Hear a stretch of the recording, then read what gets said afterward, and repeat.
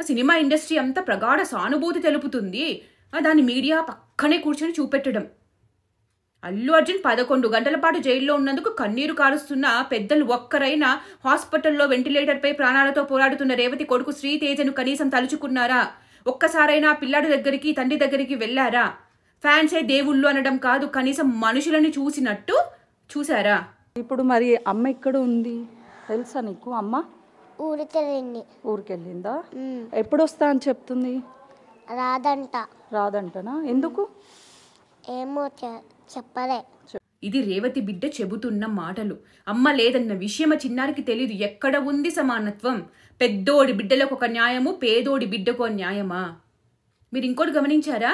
ఎంతసేపు అల్లు అర్జున్ కుటుంబం, స్నేహారెడ్డి ఏడ్చింది, పిల్లలు ఏడ్చారు, మామ దగ్గరికి పోయాడు, పాలు తాగాడు. ఒక మనిషి చనిపోయాడని ఎవ్వడు మాట్లాడే.